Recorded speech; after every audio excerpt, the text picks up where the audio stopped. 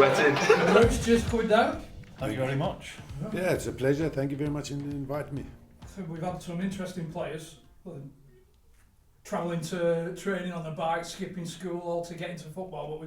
But it's the first bit of jungle warfare we've had. Yeah, it's rare, isn't it? Well, it all starts in the jungle. Don't worry. Obviously, the book out now is, I mean, your life from start to finish, it's fucking crazy, to be honest. It's an interesting read, isn't it? That reflection, the self-reflection from reading the book, like, looking back, and is there stuff that you haven't thought about for a while, or? No, I wrote a book in 1985 called More Than Somewhat with Bob Harris. But that book in 1985 got me into trouble with my country, with Freedom everything. fighters. Because I called them guerrillas and terrorists, which they were. But I wasn't very politically correct because they got the country back, and they were a bit upset. Some of the hierarchy, so they refused my passport for a better part of 7.5 years. So that stopped me playing for my country, Zimbabwe, and who knows where we would have been if I had been playing with in the national team. What was it like growing up? Growing up in Rhodesia is just basically parents go to a new country in Rhodesia. Father on the railways. My mother was in the bookkeeper in the shoe store. And then 10 years of age, my father leaves my mother, and so she's now the breadwinner and does the honourable thing of bringing 3 children up, and pretty difficult. And then until she got married to my stepfather, which helped out a bit. Because it's not apartheid. It's not apartheid as such, but there's a lot of division at that time. Yeah, Rhodesia wasn't the country of apartheid. There were divisions. Blacks and whites were separated in different areas. You had the African areas, and then you had the Afro white areas. We did have a houseboy who was my guardian. He looked after me during the day while my mother was at work. So, it was. Yeah, he was like a housekeeper and au pair, but he was a fella, and he was pretty ruthless if I messed around. Crack? So, oh yeah, really? You get a crack from him, yeah, for sure. So that was a black on white. Yeah. So reverse psychology there. Yeah. And with Rhodesia, they had the first all-white team to play in a black league in the whole of Africa. So it was quite revolutionary how they did it. When I moved to South Africa, it completely changed, because the football was, you had to play in your own divisions.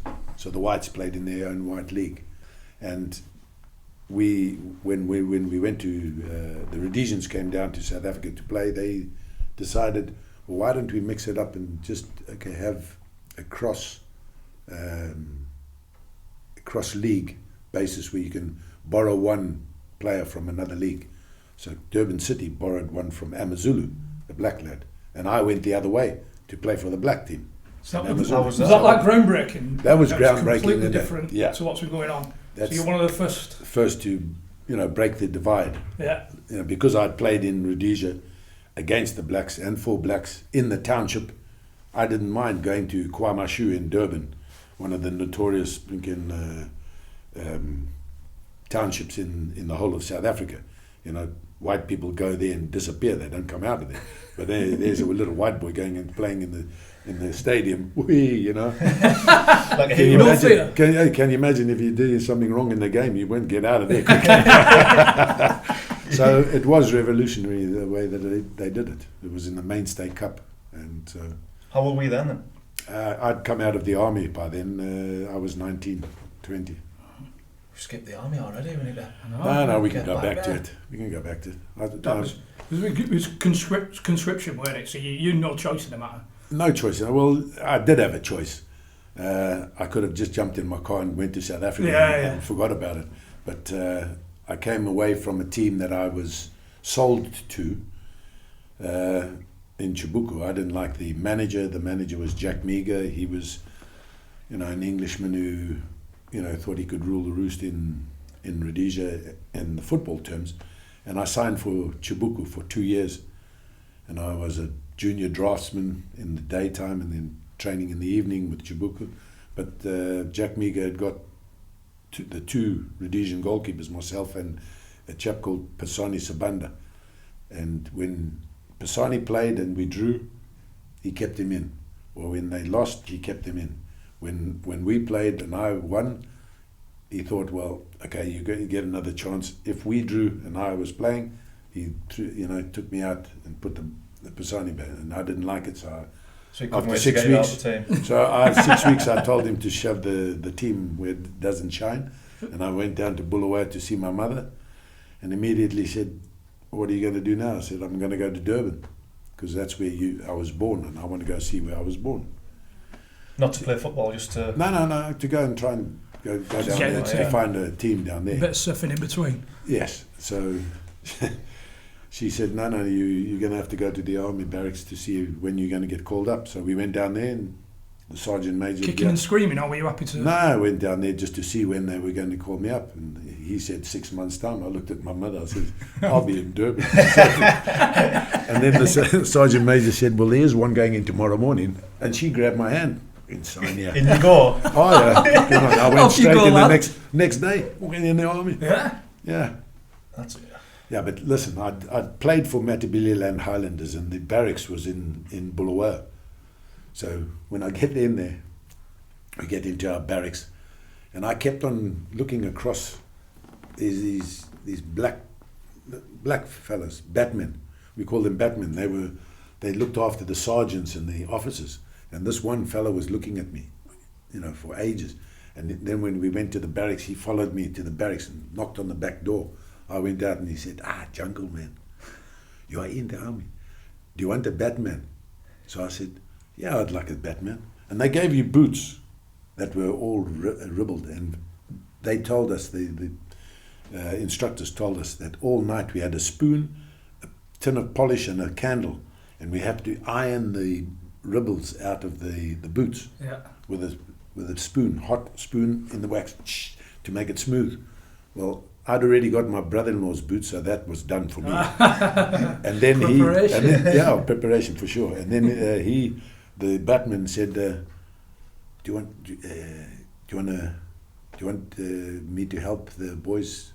I said yes. We'll charge them $2 a boot, $2 a boot to get boned. And he had a small little iron that he had from the bloody sergeant's mess, the little small little iron, so it can get in in the creases. So I charged everybody in the barracks, about 36 of them, $2 a boot. I gave him $1 and I got $1. So you were the governor straight away, you owned it. Straight away I was making money in the army, and First boot route. he was my Batman. And then he got 2 more African boys to come in, and that night they told us that we had to get everything square in our beds and everything, and we had done it by midnight, and the Batman went away. The instructors came in and they looked at our boots and they, how the bloody hell has this lot got all their boots and everything square, and they got these Batmen were like with a nice piece of wire, everything the same height and square. How the hell has these boys done this? And they tipped up the bloody beds and said, right, you're going to have to do it again. Yeah, don't worry, you've got the Batman back. Made some more. So, yeah, we made some money. It's essentially pretty peaceful within that first 6 months, 12 months. The first 6 weeks was in barracks in Bulawayo. And every weekend, I never spent a weekend in the barracks, because in the weekends they used to go on 35-mile runs. Well, what I did is I looked at the squad that we were in. We were double intake, and a lot of the guys were good rugby players. Raymond Mort, Kevin Schlachter, a hell of a good rugby team we had in there. So I said to the captain, excuse me, we've got a rugby team here, so why don't we make some friendlies in the game and we go and play on the weekends? The captain says, yeah, okay. Cross border? No, out, to get out of the barracks. So if you don't play rugby, you're going to be running 35 k's around the bloody airfield, and while we're outside. So every weekend for 4 weeks we played rugby, and then the rugby season closed. And then I looked at it, the same guys like to play baseball, so the next 2 weeks we're playing baseball out. The only thing is we had to come back from the one game. We had to do our 75k march in 75k's in 3 nights. So you could only run, you only move at night. Well, we got back in 2 nights. Yeah. Yeah, our whole unit, bang. Because we started at first darkness, Yeah. and we moved all the way. And it was the quickest a unit had moved. Done it. And that's why we went into, we became a mobile unit in the Rhodesian Army. When we moved from there to Umtali, our whole Umtali crowd moved as a mobile unit. That means that we were in the fire force. Sticks of four army guys, and that's what you moved around. Moving around. Yeah. So was the first bit, it's hard to say enjoyable, but was it doable? If you playing rugby and that was Before just the war, that like. was just the 6 weeks. Yeah. And then when we went to Umtali, we were going up and just border controlled. Make sure that nobody's coming across the border. Yeah. And you see the Frelimo, the guys on the other side, and we wave at them until... So these are you're fighting against essentially. No. Not yet. These are the Mozambicans. Right. But we know that they're harbouring some of the freedom fighters on the other side. Yeah. So we're waiting in a position that, at a school, bivouac. It's just a, rain shelter. We put a rain shelter up, a little bit of sandbags about this yay high, and the roof is okay, right? Just your bivouac over these nice sandbags, just in case they shoot and hits the sand. So you sleep down there until we went doop doop doop. Oh shit! Here we go. Started. Mortars coming from that side, and bang! Just thank goodness they were bloody bad shots. Otherwise, if that thing came through, we'd all be dead. So that started it. We had to dig down, put sandbags over the top of us, and now we're in a whole bunker, just with a little mirror like that, little area like that, all 4 sides, just in case they come in there. So that was the start. That one, 75 Boxing Day. Yeah. That was really hit home that we were in the war. So were you in the deep end in terms of Front line. what was your role? Frontline. Well, in the first 6 months, just after the 6 months, we started Boxing Day, which turned into that we had to go on patrols up and down the border. And when we went, we were given specific places where we had to go and lay ambush at night. And we were told, there's 4 of us. You must understand, there's 4. And if we're lucky, we can get another 4. So there's 8 of you. And you have a killing area, and you're told, watch out tonight, 120 people are going to come through there. Make sure they get most of them in the killing zone and then fire, because now... And you just start firing. Oh yeah, boom, boom, boom, and you hear skirmishes, bang, bang, the claymore mines are, major killing area. And then you have to wait until everything's calmed down, and then skirmish backwards, about 100 meters, and then wait there that night. And then in the morning, you come together, see how many people of your side are alive, and then we go and check the killing area and make sure that all the bodies are in the one area. And if there's any spore, we call in for the trackers to come. And because we were a mobile unit, our captain then decided that because we were unique, he sent 10 of us for tracking skills, 10 of us for 10 of them for medical skills, and 10 of us for radio. And we went away, did our survival course as the trackers.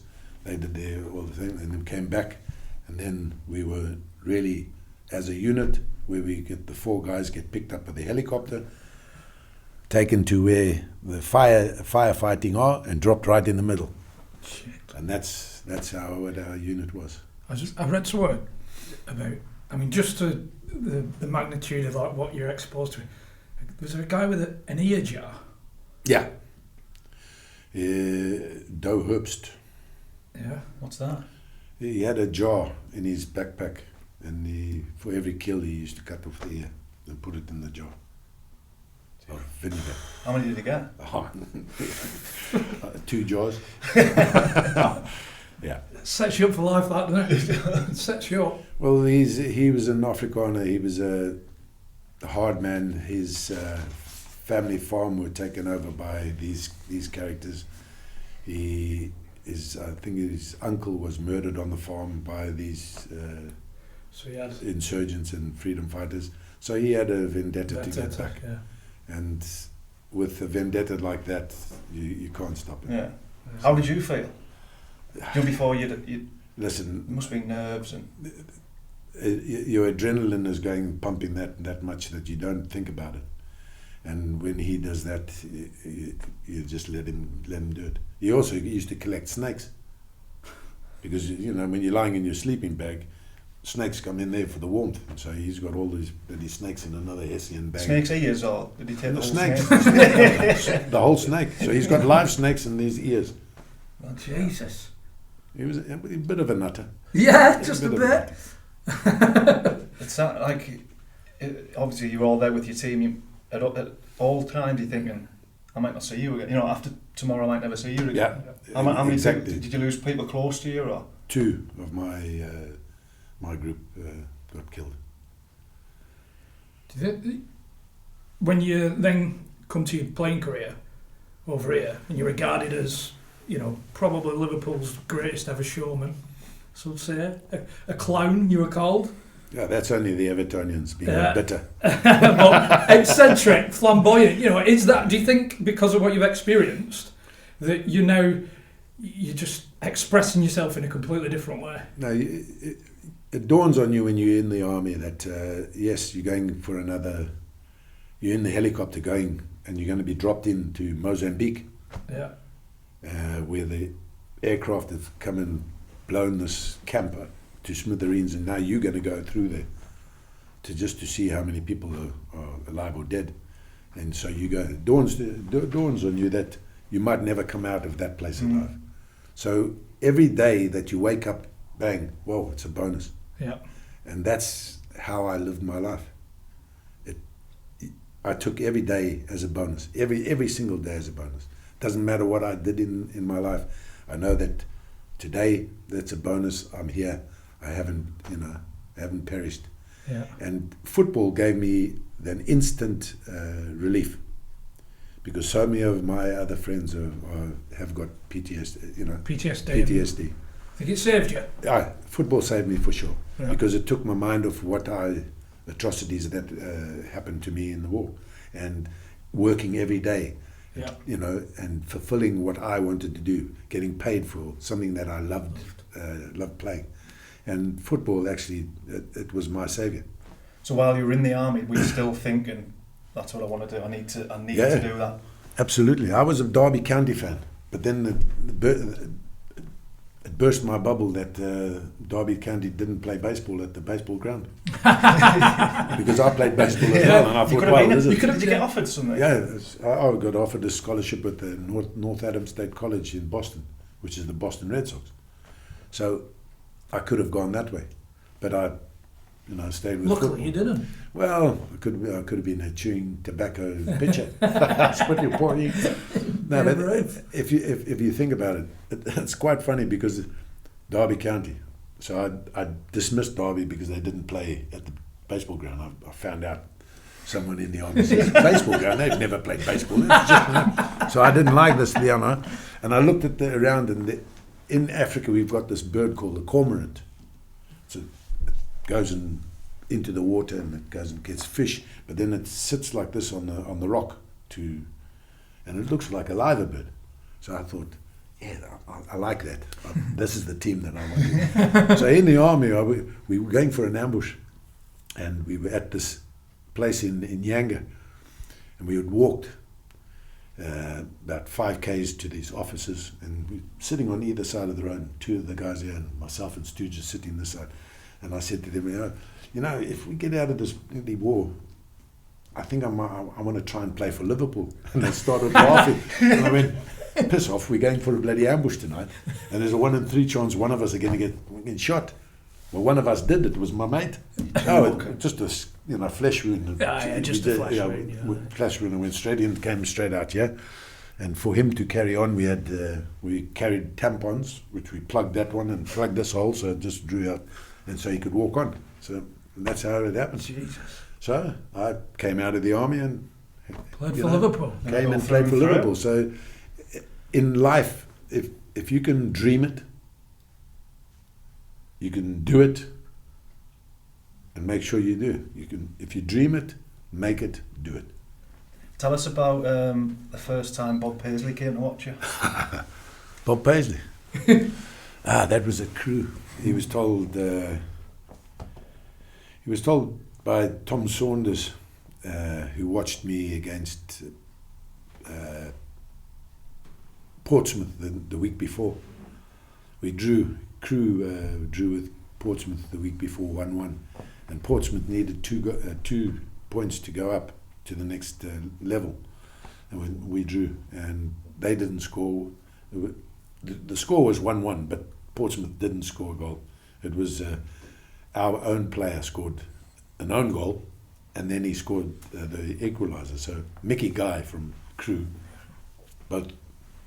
scored both goals, and he turned around to Paisley and said, "Never mind about the midfielder you're watching. You better watch this goalkeeper." So the next weekend it was York City at home, last game of the season. Manager comes to me, he says, "Listen, there are 2 very important people coming to watch you. Please don't do something stupid." I said, no. Red rag symbol. Pass me that umbrella. There we go.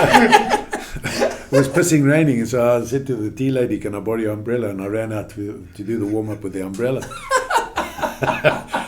Yeah, as you do. When I did my warm-up, came back, Tony Waddington was there in the entrance shaking his head. I said, "Well, what's the matter, Gaffer?"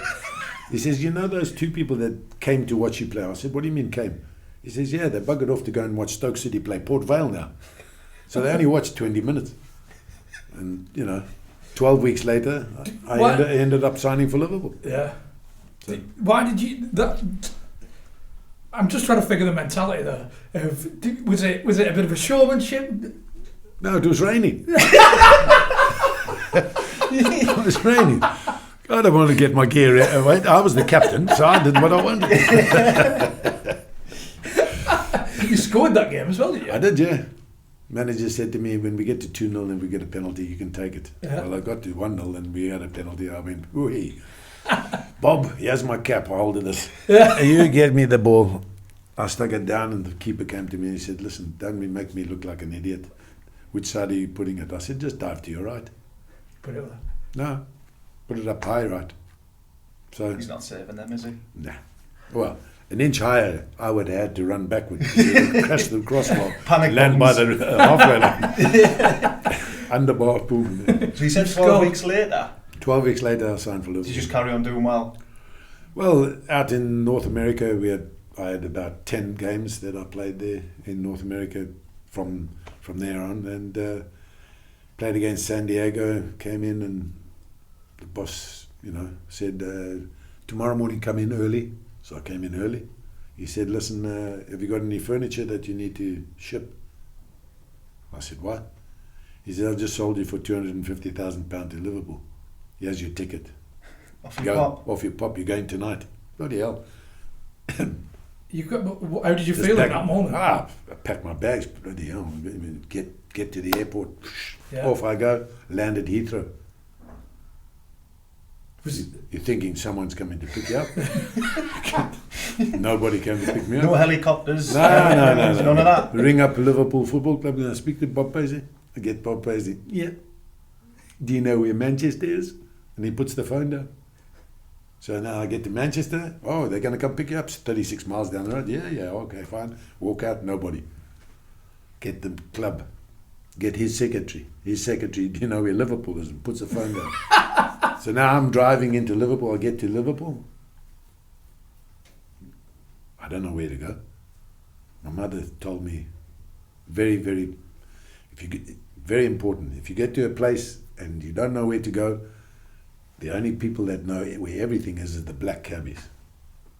So I went and parked the car behind a black cab, went and knocked on the window. I said, these immortal words that you shouldn't say to a black cabbie, especially in Liverpool.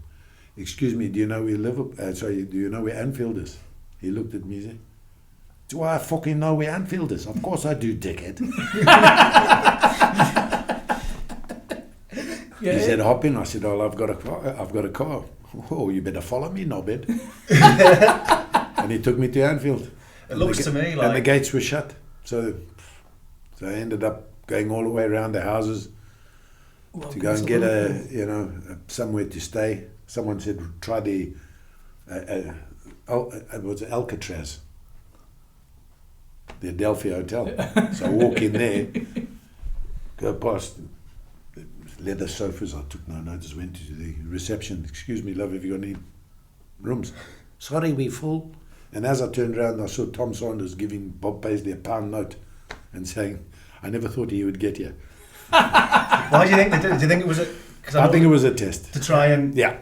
Not get back down to earth, but...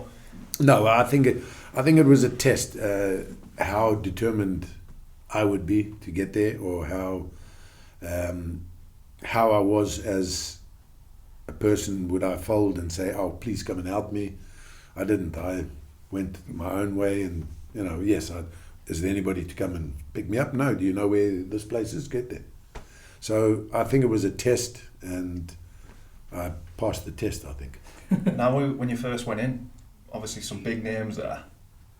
Did you hit the ground running, or was it a struggle? First 6 months was a struggle. 81-82 season, first 6 months we were in 13th position at Boxing Day. We lost 3-1 to Manchester City. And that was my first reality check when Bob Paisley called me in the office. He says, how the bloody hell do you think you've bloody well played? I said, well, I could have played better. Maybe I should stop walking on my hands and swing on my crossbar. He said, yeah. If you do that anymore, you'll find yourself back at crew. And then I went back out. So from Boxing Day to the first, 5 days, he never spoke to anybody in the dressing room. Not at training, he never spoke to anybody. He was that cross and livid.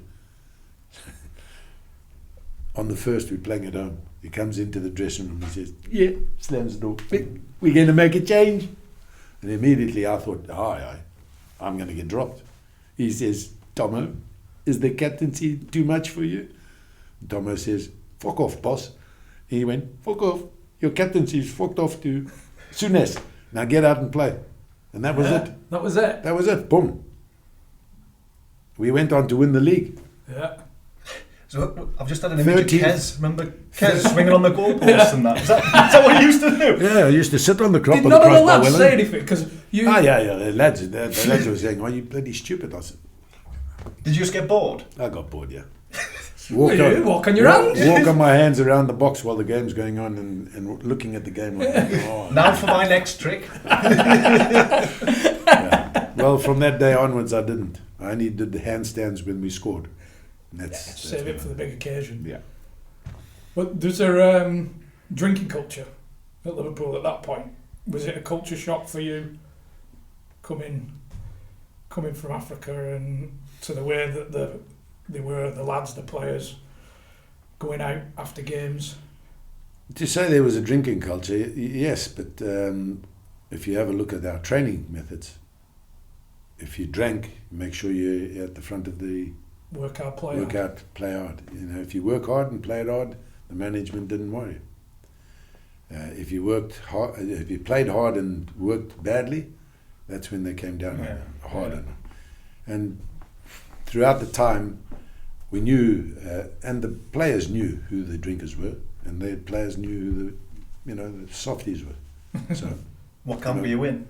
Sorry? What camp were you in? Did you like a drink, or were you... Sometimes I like the drink, at the right time? I did at the right time, yeah. So We didn't do it too much, and Thursdays, from Thursday to Saturday we didn't. But it's up to that, Sunday, Monday, Tuesday, Wednesday. Yeah. That's good going, isn't it? That's a good shift. Good shift, yeah. Sundays were a beauty. Maybe go through all the way through, and then on Monday you get, wee. Who ran that dressing room? Because we read about the Scottish Mafia. The Scottish Mafia ran the dressing room for sure. Yeah. And then the English guys tried to pull it away from the Scots jocks, but no. It was the Mafia that really ran the roost in the dressing room. If they take the piss out of you, if you fold, then you're not going to be playing. Yeah. As Rushy found out in the first couple of times, they used to rib him. He wasn't scoring, and then all of a sudden, Ronnie Whelan was taking the piss out of, and he folded, and then until Craig and myself told him, pull your bloody boots up, and if they have a go at you, have a go at back. But the other players were having a go. Oh, yeah, all the Scottish Mafia, bang. Really? Take As the soon mick. as... And if you crumbled under that, then they know that they've got you. But if you fight back, then they respect. And that's what Rushy did. There's a time where David Johnson and Kenny had a great partnership. And then David Johnson got injured. And this is just after Rushy told them to F off and, I'm going to have a go back. And that's when him and Dalglish clicked. And what happened to David Johnson? He never trained with the first team again. Bob Paisley said, you train with him. And that was it. He was now gone, and he went back to Everton. Did they have a pop at you when you first arrived? Oh yeah, everybody had a pop at me. Yeah. But No fear? No. Listen, I've been in a war. You can handle a few jobs. There's not many people can say that in the changing room. You see, the thing is, I'd had the culture of the Scottish contingent in my first professional team in Salisbury Callies. They were all jocks, most of them. So I knew the Scottish mentality, and if they have a go, you have a go back. Yeah. So, and then I worked with the Africans against the jocks, so I played against them, so I knew their mentality. Bruce has scored more goals against York than you scored for him this season. Fucking career goals and all, then. They're fucking going down that way. What are we up to? We're just bedding in Liverpool. The Scottish Mafia. Scottish Mafia, yeah. It's funny that the Scottish Mafia, when they took over, two of the Scottish Mafia became the managers after that. Yeah. Dalglish and straight from playing as well. Souness was a little bit after. Bit after. He had his apprenticeship at Rangers, and then he came back out. So, what was Ronnie Moran like? Ronnie Moran was sound. He was one of those ones that he would rally you. He was the hard nut of the dressing room. Our first year there, when we won the league, we'd won the League Cup and the league that year, and so we got our League Cup medal at Wembley. Well, we didn't get our league, our medals for the league once the season finished. First day of training the next season, in walks Ronnie Moran with a cardboard box with all the medals inside, and he puts it on the dressing. He says, "If you think you deserved one, you can take one out." You take one straight up. It took two, Ronnie. Three appearances as sub. Fuck it, I'm having one. I'm definitely having one. Yeah. Having goals. You scored 23 goals. Fuck off. And that's how they were. This is how they were. For the first 3 years, boom, that's how you did it. Just keep you grounded. And if you had to look at how many appearances you made, or if you deserve one, so your 6 appearances you can take one. So poor guys that have only won 4. You never got one. Ronnie Whelan thought he had to give his back because everybody said, no, you can't have one, you can put it back. David Johnson has played more games than you, and David Johnson has left. I'm going to feel out and just sneaking him in the pocket. Yeah, that was Ronnie Moran. But in game-wise, he used to... It's quite crazy. Jan Mulby came there. And in his first, match, and they've done the team talk, he goes to Ronnie Moran, he says, listen, in Denmark or in Holland, they give you specific instructions on where in the pitch you must stay. So Ronnie Moran says, your side of the pitch, just stay in that. So Jan goes and picks up this ball near the halfway line, dribbles past his 13 players, slots the ball in the back of the net. At half-time, he says to Ronnie Moran, was that okay? He says, I thought I told you to stay in your area. That's Ronnie Moran. Were he big, Jan, when he came? Because he came on loan at Barnsley when I were was he big? And he made me look like a fucking Peter Crouch, honestly. He was a big man. He would probably have been 33, 34. But we were always heavy, weren't he? Oh yeah, hey, listen, he was heavy, but it was quite funny because we came in when one of the Scottish Mafia, Souness, was taken over. So at 92, I think it was 92 he came, yeah. So he's taken over. And pre-season, oh yes, funny thing is, I'll tell you this. I'm in Zimbabwe, 5,730 feet above sea level, and I get this phone call. I'm training with the national team from Souness.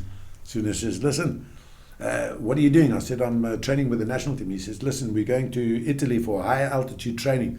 I said, how high, where are you going? He says, we're going to this place and it's 1,200 feet above sea level. I said, why am I coming down?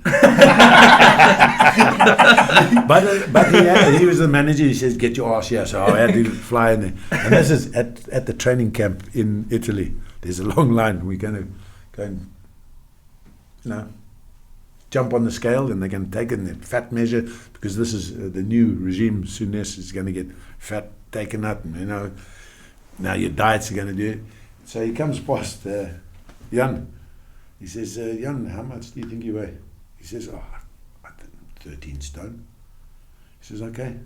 So by the time he gets there, he looks at the scale. He says, 16 stone. So he said to Jan, Jesus, Jan, you told me 13 stone from there to here. What did you eat from here to there? Yeah, unbelievable. So that's when it all started. The fat counts and all that started. Yes, the fat counts. Was that hard for you as players, as a team? Yes, it was. Yeah, I can imagine. To the extent that for the first 6 weeks, our number one striker hasn't even hit the net, because he's eating fish and chicken and pasta and rice and everything. So on the sixth week at home at the moat house, he says to this waiter, I don't want this shit anymore. Bring me a steak, make it medium. Make it blue.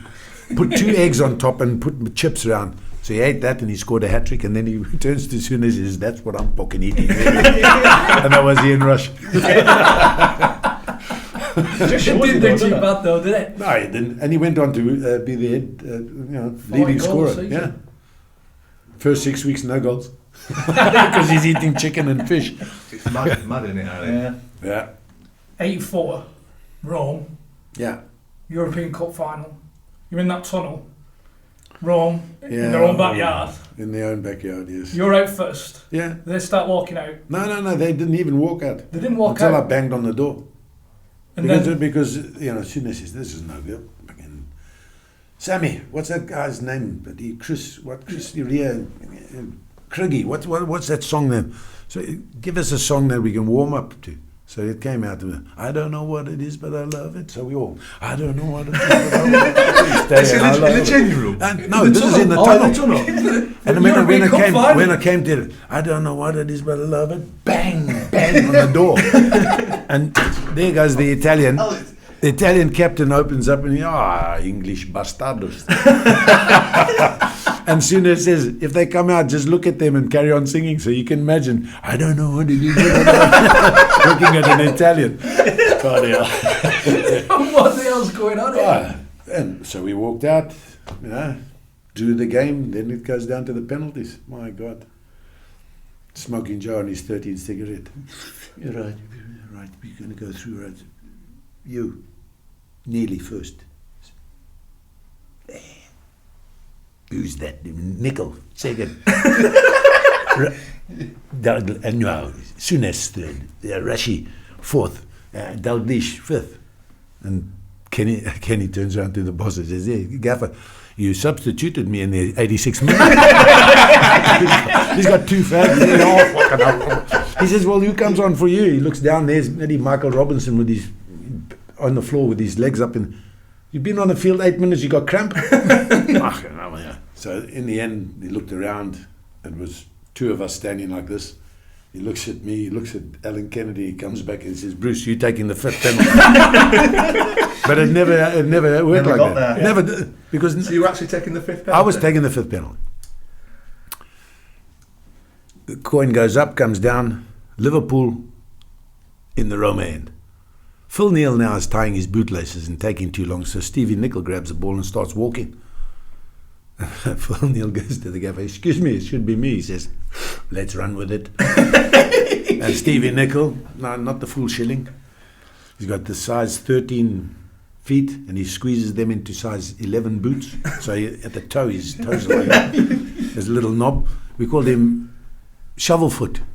And what did he do? He shovel foots the ball straight over the bar. And when it was me going to the game, to the goal, got this arm around me. I didn't have to look up because I could smell the cigarette. Listen, son, myself and the coaches, the chairman and directors, the captain and the team, the wives and the girlfriends, and I'm thinking, where the bloody hell is he going with this? And the 20,000 fans that have come here to watch you play, I'm not going to blame you if you can't stop the ball from 12 yards. So I'm thinking, I got the blame word. Oh, he said not. I turned around to him and said, thanks, Gaffer. He says, but try and put them off. That was it. That stuck in my head. I walked past Stevie Nicol. I said, thanks for that. He said, fuck off, do your own job. And he just missed the penalty. Yeah, he just missed the penalty. So I get into the goal and I'm thinking, wow, what does he mean by try and put them off? And normally I would, on a first penalty, anywhere in the world, if you get into this position, tell your goalkeeper to stand straight up and watch the ball, because it's not going to be going into the corners. That guy there is just as nervous as you are. Stay where you are. But I didn't. I know, what does he mean? I remember going right. The ball came straight down the freaking middle, clipped my fingers and go in the back of the net. No, I didn't. I'm thinking, you stupid idiot. That's what you should do. Phil Neal finishes tying his bootlaces, puts the ball down, goes in. Then comes Bruno Conti. And he came picked up the ball and started a little dancing.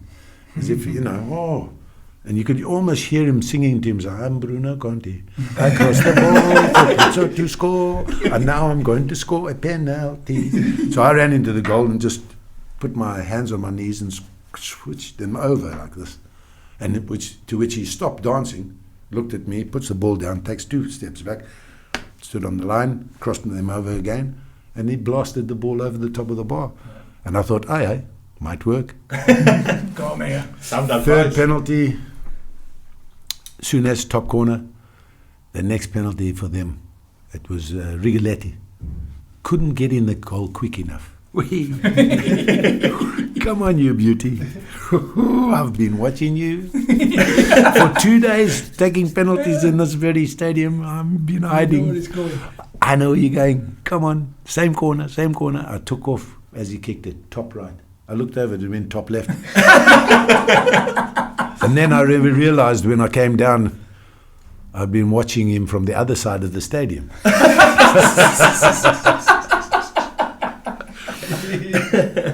Well, Rashi comes up, puts the ball down and bounces one in. It bounced 3 times before it went in the net. Worst penalty you've ever seen. But he scores. Then comes... What's the score on penalties here then? You level, they've got 1 to take. Is that right? Both missed one. Yeah. Yeah, we level. and they've got one to take, and this is Graziani. He picks the ball up and he goes and puts his arm around the referee. Now, when he put his arm around the referee, I went, "Fucking you bastard." I ran straight into the net, bit the net. "Leave him alone, you can't touch him, you bloody ungentlemanly conduct." I'm pointing out. So then he ends up leaving the referee. But he's like marching. But you know Italians, they don't march forward, they march backwards. Well, in the Second World War they did. So I ran in like this, like, you know, as you saw on the TV, like this, and then I gave a little bit of a, squiggle. You know what it reminded me of spaghetti. Yeah. The net. And you know when you put hard spaghetti, the hard spaghetti into boiling water, it buckles at the knees. So I buckled at the knees. He looked at me, he crossed himself, kissed the ball, put. I buckled at the knees, he's going like this. And then reminding myself that I got to switch the stadium around when I watch. He's the second penalty taker, and I know he's going to come down to my right. Well, as I moved, he now changes his mind and he's boom, and he smashes it. He clips the ball and goes over the ball. And I'm running around the field. Yeah, you basket, yeah. Forgetting I had to take the fifth penalty. Yeah. Now, well, the boss there saw me running around and said to Alan Kennedy, "Hey, look at that idiot. You grab the ball, get in the box." So that was his message to Alan Kennedy. And then Alan Kennedy takes it. The only man that's had two. When you want to put the ball in one position and you do the complete opposite? Well, he's had two. Because in 81 he did exactly the same. He wanted to put it in bottom right. He went top left. In Rome, he should have, and exactly the same in Paris. He's the only man that's had, a mishit at goal twice, and he's won us 2 European Cups. Not many good men to do that. For sure. When he's walking up to that spot with the ball there, are you thinking, hold on a minute, I'm supposed to be taking this? Well, Did you want to take it? No, I said to the gaffer, "Excuse me, it should be me." He says, "If it takes you 20 seconds to get here, you can suffer like the rest of us and watch him take the penalty." Did you not have to sort of hand in a sheet then? No, in those days it was the 5 penalty takers and then the reserves. So they looked and they just took whatever they sent him forward. Yeah. And then 2005, Jersey Dudek. Now, doesn't Carragher say to Jersey? I've asked. Do a bruise, is that? Do Yeah. a bruise. Yeah, and you know what Dudek said? "Who the bloody hell is Bruce?" Really? Yeah.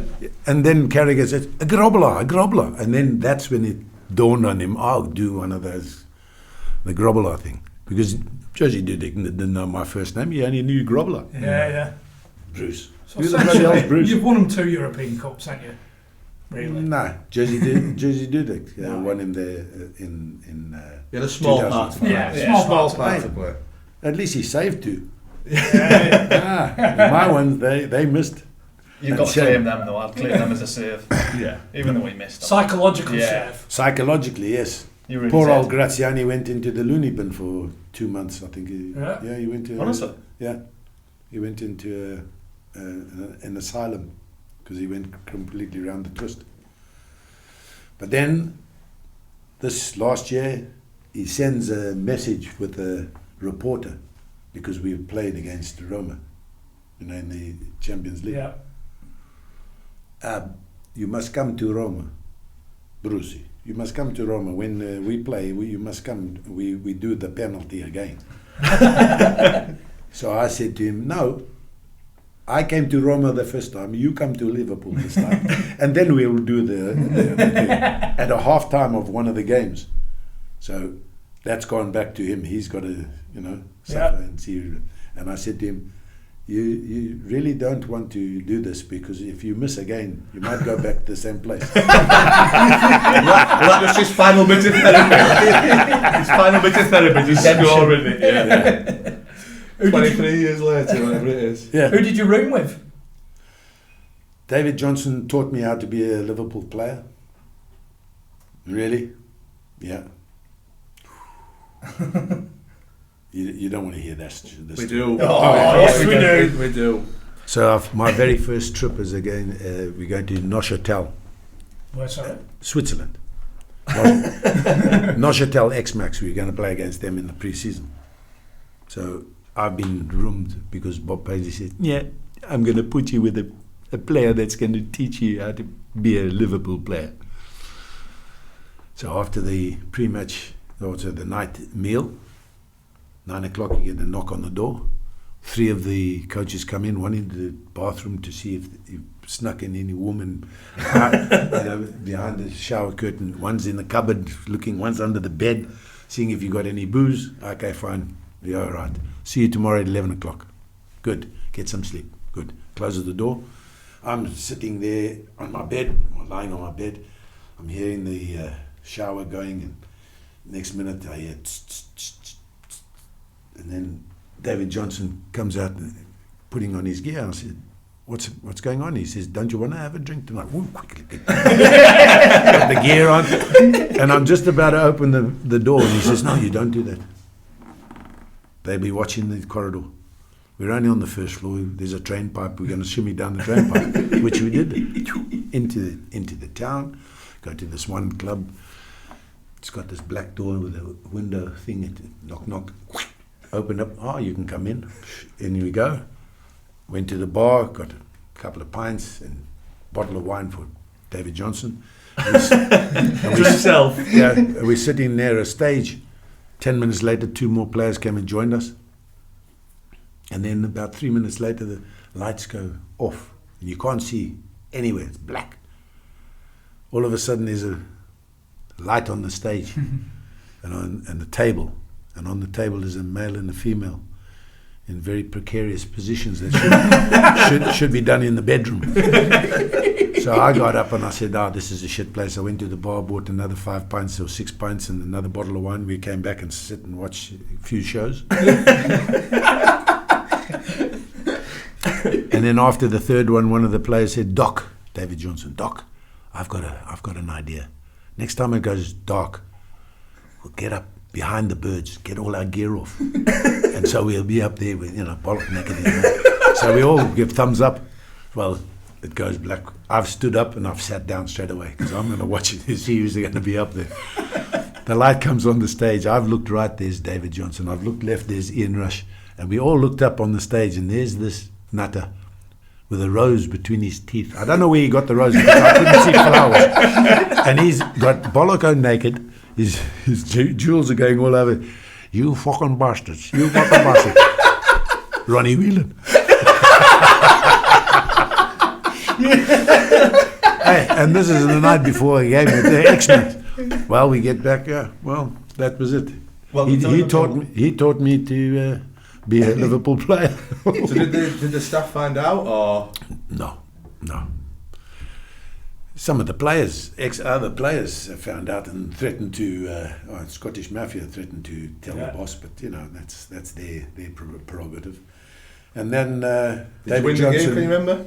We won 1-0. Yeah. 1-1. Yeah, and I was told by the coaching staff, stop swinging on the crossbars. David Johnson left, and I roomed with another Johnson, Craig Johnson, for about 5 years. Until Steve McMahon came, and then he decided he didn't want to room with me because Steve McMahon was going to be after me in the middle of the night, trying to get into my room to do me in, you see. So but you fell out? I fell out with him, of course, but it's just so he thought you were going to come into the room and he did try, but what, to get you? Yeah. So because I headbutted him and broke his nose because he had smacked for any reason, or because he smacked Barry Venison. And was he your man? Well, Barry was just Barry, pretty boy. So he came had a lovely Steve mullet. had good hair on him. Fantastic mullet, if I remember yeah, right. so McMahon came in and smashed him, in a gathering with Dundee and us. So was he out of order? He was out of order, and the Dundee guys were going to go and fight against. So myself and the goalkeeping coach from Dundee split us apart, and I said, "Listen, it's nothing to do with you Dundee lads. It's in-house. I'll take these guys. I took them into the lobby, and that's when McMahon swung a punch. I ducked and butted him, broke his nose, and it was in front of the reception. So he went upstairs. I went back into getting some more drinks, and I got Dalglish comes and calls us. Get the hook finger from the door, go into the reception. There's McMahon standing behind Dalglish. Why did you break his nose? Well, if he swings a punch at me, I'm going to react. In fact, go and ask the bloody receptionist. So Dalglish goes and asks the receptionist, comes back, he says, McMahon, up to bed. Bruce, you got an hour in the bar. Cool off. And because that happened, Craig Johnson said, no, I don't want a room with you because he's going to come in tonight. All right, yeah. So I did a little thing. You know, hotel rooms, as you open the door, there's the cupboard or just the hanging space in some of the bad hotels. So this was that. He had now bought his own room, Craig Johnson, so I put some blankets underneath one bed, and it looks like there's a body in the bed, and then got my bed Escape from Alcatraz. behind the door. I'm sleeping on the floor. Yes, 3 o'clock in the morning. Pull the bloody thing. Door comes like this. I look out. There's Ronnie Whelan standing there. In walks this fella, and as he gets there, I tap him on the shoulder and hit him with the left on his nose again. Get the fuck out. Get the fuck out. Yeah. And then on the bus home, he was sitting in the front next to Dalglish, and I was sitting in the back. That was it. Did it get resolved? Did you make up or? Listen, we can have a drink together now, no problem at all. He doesn't smile. Geez, I looked at that Bob Paisley on the pitch, and I don't know why he was on the pitch, because Bob Paisley never bloody signed him. Him and Mark Wright, why were they on the pitch? Paisley didn't sign them. Yeah. And the way he's like, Jesus. He's like very serious. I know, no, he's got a face that is like sucking a lemon. No, he never smiles. My God. Anyway, we're friends today on Facebook. Did you catch him with a gun on the left one? Oh yeah. That's the met you before, Bruce. Yeah. Yeah. Go on. I'll show you the photo. Pitch side. No, in the bar, in the players' lounge. Players' lounge. Jeez. Which one's you? Which that one? I'll probably be about. Jeepers creepers. I'll probably be about. That's 1981. 8 or 9, yeah. No, it's not. I'm born in 81. It was a candy. You were born in 81. Born in 81. And how old are you there? Probably about 8, 9. So 89. Yeah. So when you're sponsored by Candy. Yeah. We The bought Italian washing machines we and fridges. We bought a Candy washing machine. You won And a we went prize. into a free prize, and that was the prize. Ticket for 2 to go and watch the game and all that. That went for the football dream. I sold the football dream. on a candy ticket. Yeah. I've not stopped eating candy fucking since. It looks like it. You're getting as big as Jan. I'll tell you what, the only time that Jan really lost weight was when he went inside. You know, he went inside. Was it In the jail, a car? went- Was it yeah. somebody's car? No, drink driving, and so they stuck him inside. Yeah. Not while he was playing, was it? Yeah. Afterwards? Yeah, whilst Was it? he was Yeah. playing, yeah. He's the only one on a quiz that you could say who's played internationally in the Premier League and non-league in the same year. Yeah. We play for the prison team. Yeah. Correct. Jan Mulby.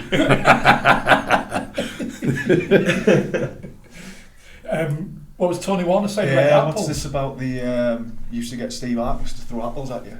And you Catch you in my teeth, yeah. sell that one. Nah, well, that's the youngsters coming in and they think they're hard, so you get the Harker, just throw the thing. catch it with my mouth. It was meant to be full whack as well. Yeah. If you know how to, if you're a goalkeeper, that's how you get your mouth on the apple. You only need to have to be a couple of inches, don't you? You must have lost a few teeth. Where? These all mine. Still, man. Apples. Don't try it now. That's why we brought him, mate. Lock and well load. on a practice When them younger lads were coming through the Spice Boy generation towards the end of your time at Liverpool, you know, Robbie Fowler's, Don Matteo. No, Robbie Fowler. McManaman, you had a bit of a rumble with on the field. McManaman, yeah, but I wasn't really after McManaman. Shame, he was in the right place at the wrong time. Because the corner, he was on the near post in the corner at Everton, and I shouted away. It got swung into the near post, and he just swung a lazy left leg, caught and went just by 18 yards, and there's Ward, hits a half volley straight through. But I'm not after him. I'm after the fella that's turned his freaking back on the ball. Yeah. Block. From the shot. Yeah. He's like thrown his handbag down, turned his back and... Who was it? Mark Walters. So now I'm off after him, and then halfway there I think, don't touch him. Tomorrow morning in the newspaper will say you're a racist. And as I'm thinking this, McManaman was here, and I said, I knew you little shit. And that's why he just took the brunt of me stopping going there. I said to him, if I stay away, kick it away and give me another chance, not just lay a lazy left foot. So there was handbags like that, shove, and I noticed the referee coming over, because on that year the referees were told if people in their own team fight, you can book them or send them off. So we shoving, and I noticed him, and he's taking his book out, and I'm saying, well, what's the matter? What are you doing? He says, you two. I said, no, we're okay. We sorted it out. We're on the same team. He said, okay. And he put his book back and carried on. Well, after the game, soon as he'd thrown this bloody boot at me, I'm sitting down, I look up and... You didn't catch it in your teeth, did you? No. He says, don't ever do that on my watch. Yeah. So I said, well, where is he? No? Where's Mark Walters? Oh, in the bath. Jeez, I got dressed quickly in there. In Everton, they've got these big baths. I jumped in and I went, hello there. I grabbed his hair, put it under the water and sat on his head. I'm trying to drown him. And the guys are pulling me off. But again, today we're very good friends. And again, it's on Facebook. What did Souness say after that? After he just said, don't ever do that on my watch? He meant, don't fight on the pitch. Yeah, in the change room behind doors, yeah. yes. Sort it out, So I sorted out indoors, so I did try. Yeah. But, Mac and myself, we laugh about it, because it was very stupid. I can't imagine him being a fighter. No. He's too much of a pretty boy. Obviously, Liverpool, then off to Southampton, and then a bit of a... you were going to say a blemish on your character, and... Nah, they listen, the newspaper tried to do that, and it was a long fight. Yeah. I knew that I didn't do anything wrong, and so that kept my faith. But teams didn't have that faith. Southampton, yes, because it was Alan Ball.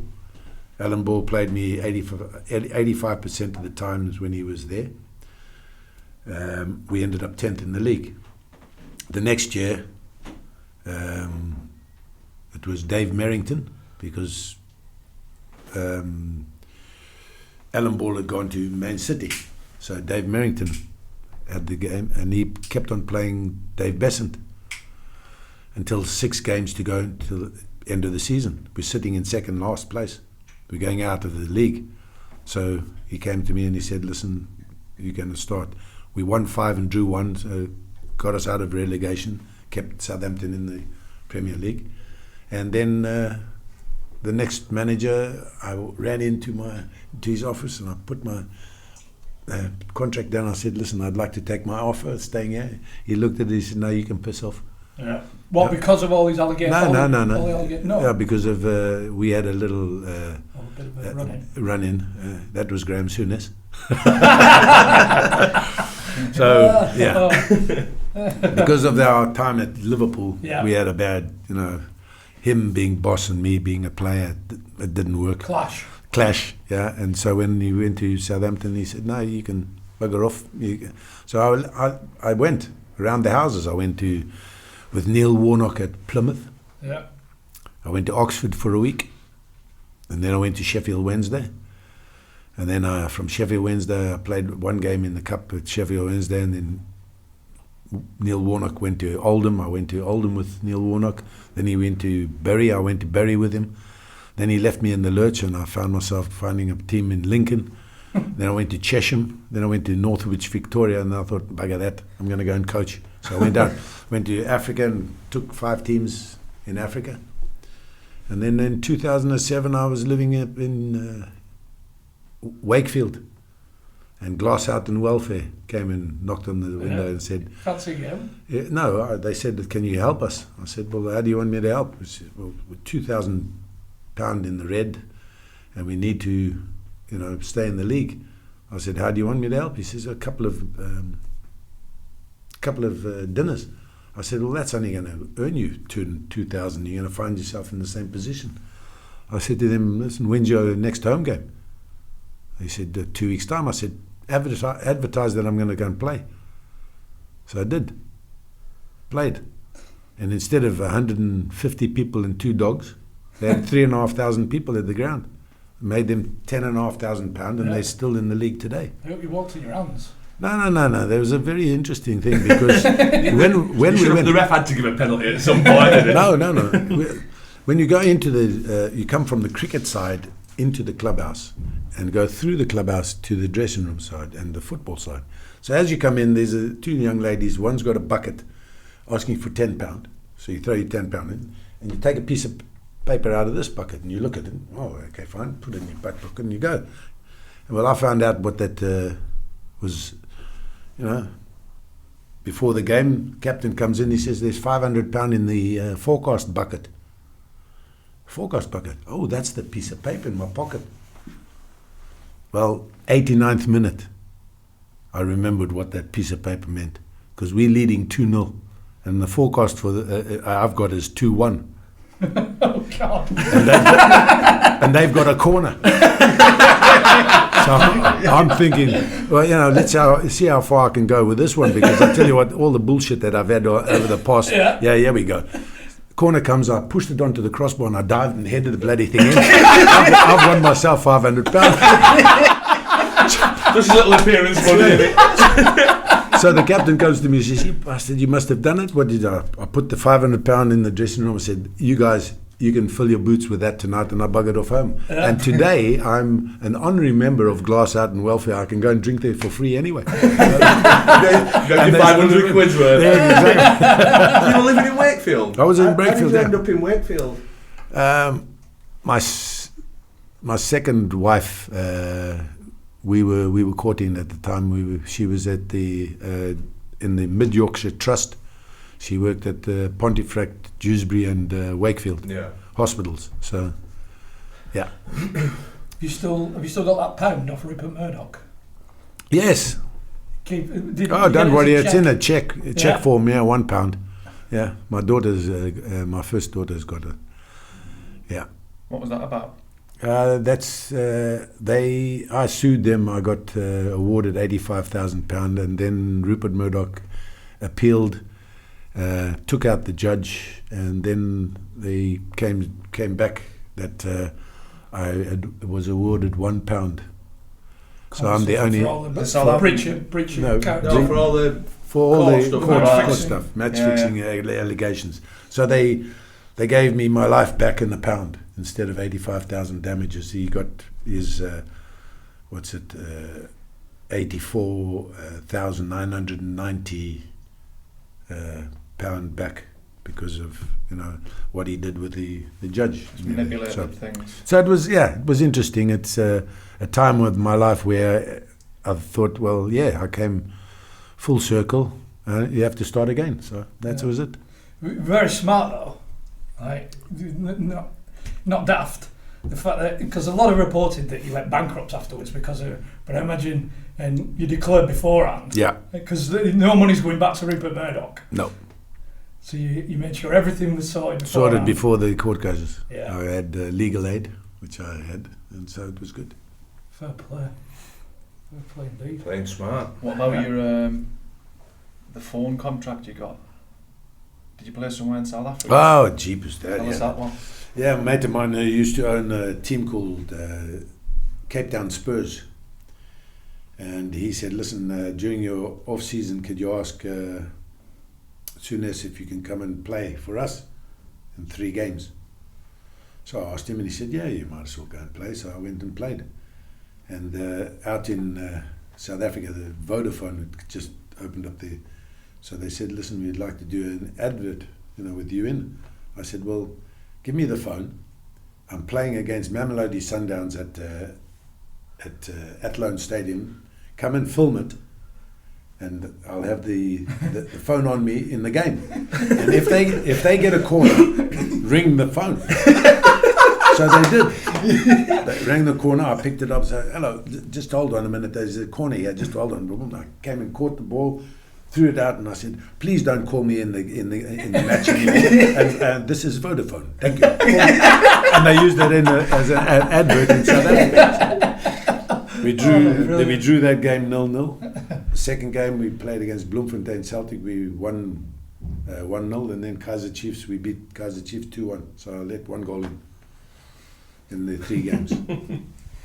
Obviously the book's out now, and you've, like I say, you've taken a lot of time reflecting on some crazy stuff that's gone. Like we said, I mean, we haven't even mentioned Heysel and Hillsborough obviously being involved in that, and I mean, how your head just hasn't been in pieces with the war, and but you've been reliving all that recently and bringing it all back, that self-reflection. Yeah, and this is it's good to actually talk about it. Yeah. And reflect on what you have been through in life.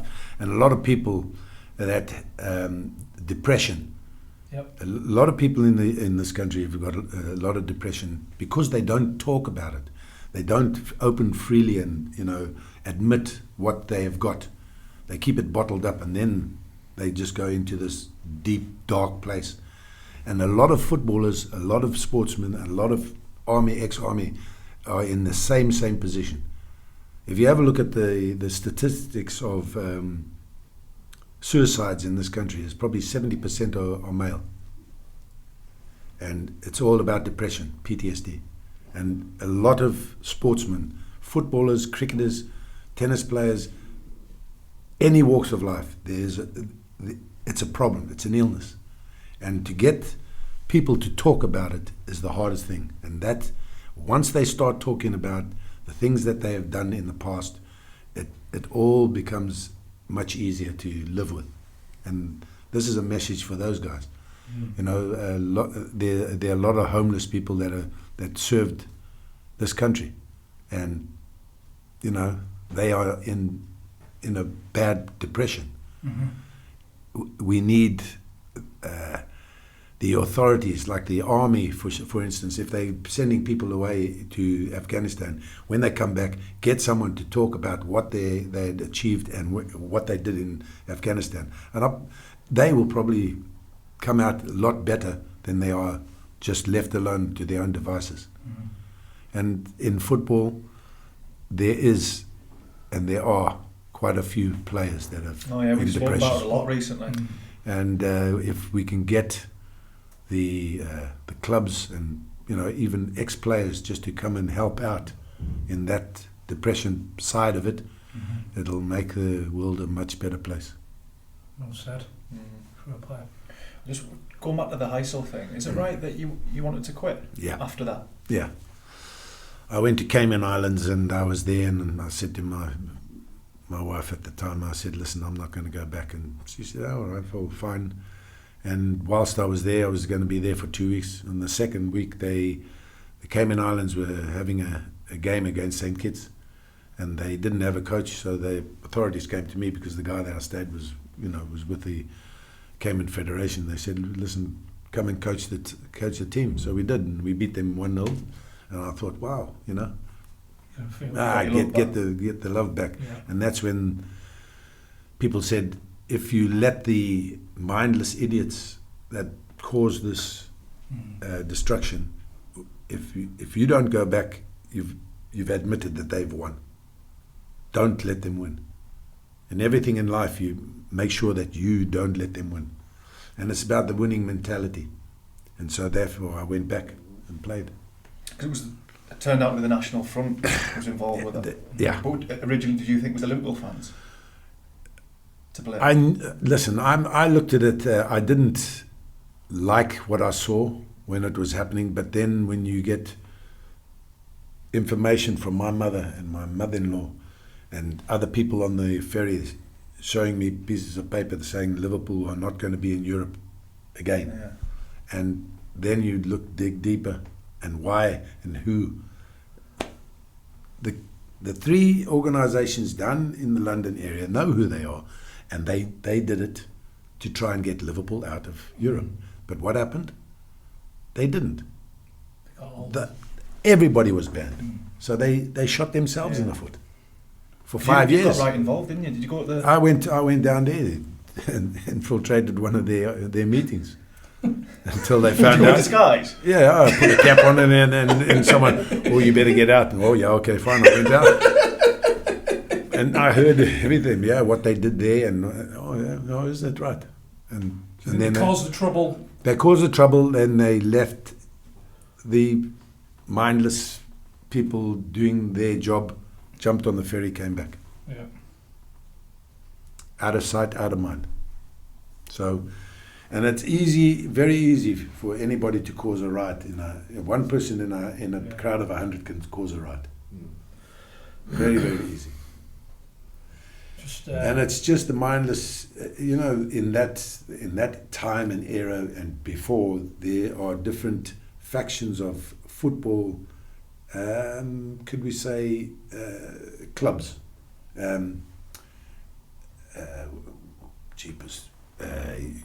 Some will call themselves the street fighters, and some will call themselves gangs. Gangs. So gangs. Yeah, there were gangs in and that was the gangs trying to infiltrate Liverpool fans.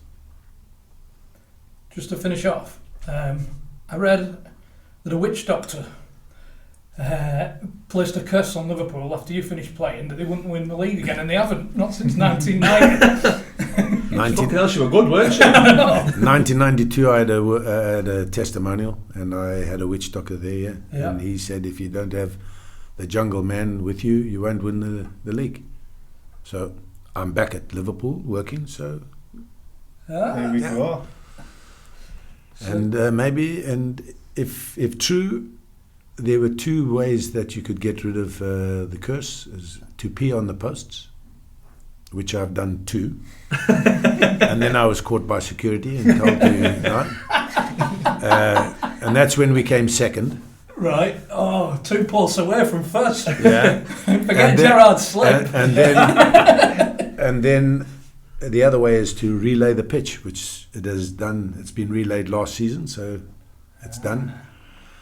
So the curses have gone. Off now, It's I'm going to piss on them posts, though, just to make sure. It's just the Anfield Road end.